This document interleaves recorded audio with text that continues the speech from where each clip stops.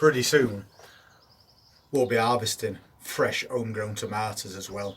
These plants have really come on now. They've got some good height on them. They're ready to go in ground. But I'm just going to wait till I know we've definitely passed this last frost date before I do that. And as soon as we get these in ground, they're going to grow really quick and start producing flowers. While these plants are growing though,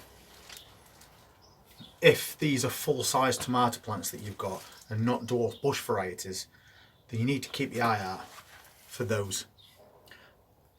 These little side shoots that's growing, you need to take them off. And there's another one just there.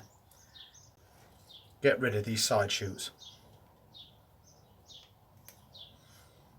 You're going to have to do this through the entire season, otherwise your plant is going to grow massive and there's going to be branches going everywhere. And you want to keep them upright and compact. Plus, while it's trying to grow these side shoots, it's putting less energy into making this plant taller and getting a better root system as well. So even the tiny little side shoots that you might see, take them off before you even put this plant in ground. So then it's going to look like that. You want your tomato plants to be putting all their energy into getting some good height to them, not to be trying to make a big bushy plant before it's even a couple of feet tall. And while you're doing that, at the same time, you're probably going to notice these little leaves growing at the bottom. You don't need those either. Take those away. Even that one there. They're just some of the first leaves that came out. You don't need those anymore. And then just leave this to grow on. The exact same with this tomato plant. Little side shoots appearing. Take them away.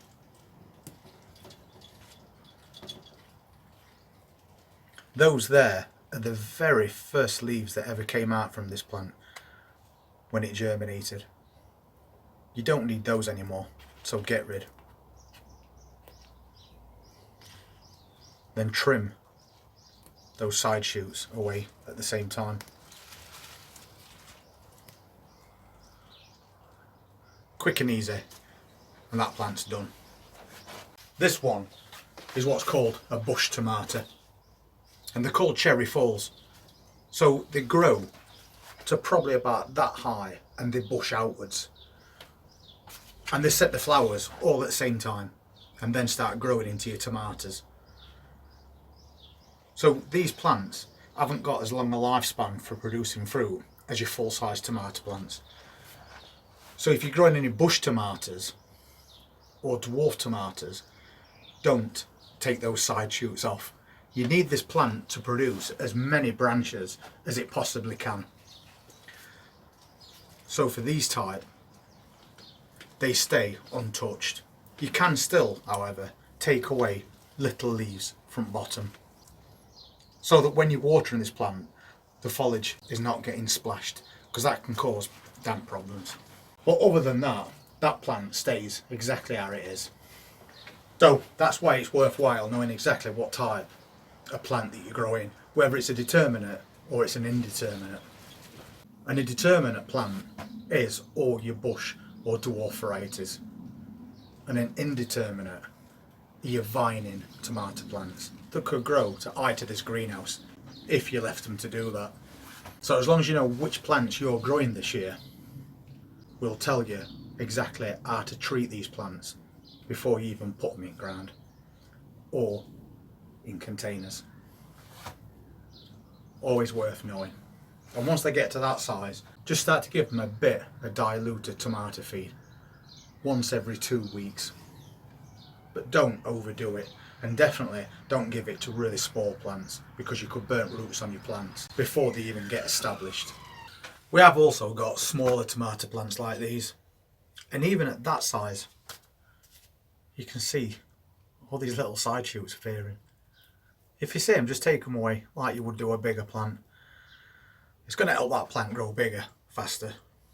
But because we had a really slow start to the year, we had to sow some tomato plants a little bit later, like these ones, and they're only in really tiny pots, 6 centimetre pots. But since it's got a little bit warmer, they have started growing a little bit faster now. So now, these plants are getting to be a good size. And normally at this time of year, we've not got tomato plants so small. It's just that we've had quite a bad start to the year. So we're now playing catch up to get as many around as we can. It's got roots at bottom. It's not getting root bound by any stretch. But unless I move it out of this container, this is going to grow at a very slow pace, to a point where it'll end up being too late to get them in ground and get anything from them. And I don't need all those tomatoes, although I am keeping a couple of the cherry falls to put in containers, in container garden, because they're a lot smaller. But it's things like the San Maranzo and the Sweet Million that I'm more interested in at the moment. San Maranzo are the Italian plum tomatoes, and we use a lot of tomatoes in this cooking channel. And if you've not seen cooking channel and seen how we make soups, sauces and curries from homegrown tomatoes, there's a link in the description, so you might want to pop over and take a look at that channel, because we also cover freezing and blanching your homegrown harvests when it comes to end of season. So you've always got some produce at hand in your freezer through autumn and winter. And if that's something else that you're interested in, then why not hit the subscribe button while you're over there, because we update that with new recipes of all different kinds quite often. Because these are as Italian plum tomatoes, pending the big ones that you saw earlier that we took the little side shoots off. Some of those were San Maranzo Italian plums, and these are the little baby ones that we're trying to grow on as fast as we can. And they won't grow on very fast unless we move them. So we better move a couple of these today, since it's now sunnier and warmer.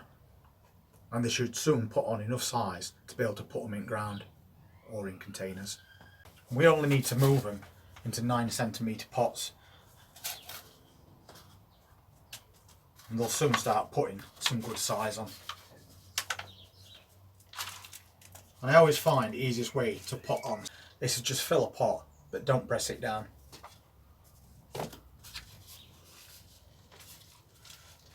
Just fill it up and then just wipe away the excess from the top, because when you come to put your little plants in, you can sink them right down really easily. And the best way to make your holes for those is by using the exact same pot. So a very quick, simple job, and you can see just how easy that pot goes into this compost, because we haven't firmed it down. So if you're in a hurry to get this job done, this is the best way.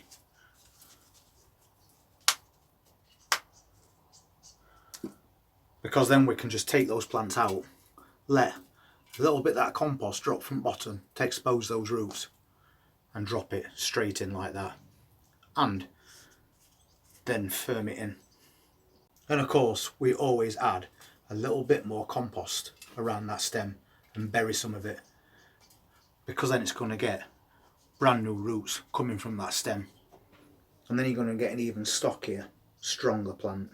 And the more roots these plants get, the faster they're going to grow. And that's why we bury them right down to that first set of leaves. And that quick, we've got one potted on. So let that bottom fall away, drop your plant in.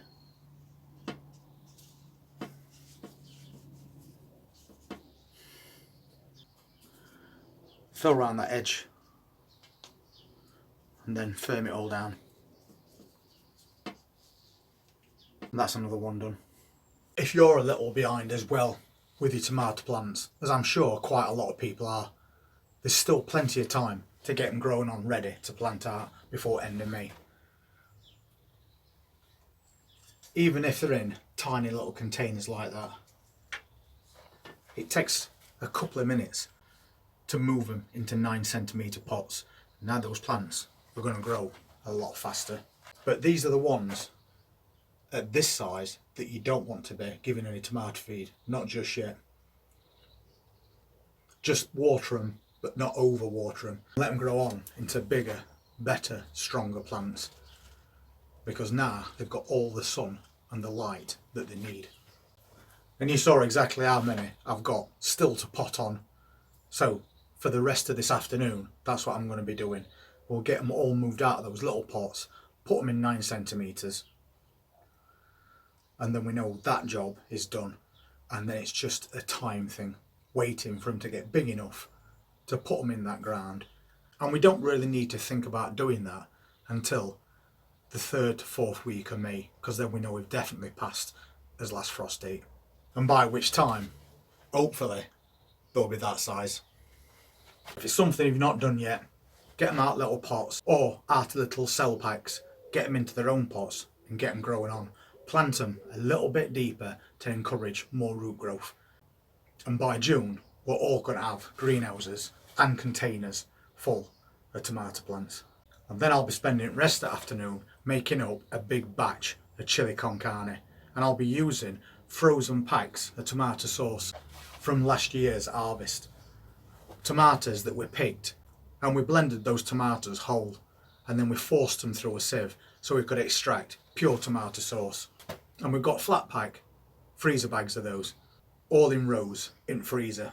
So whenever we want any, we just take a pack out, defrost it, and then we're good to go for any meal that we decide to do, whether it be soups, sauces or curries.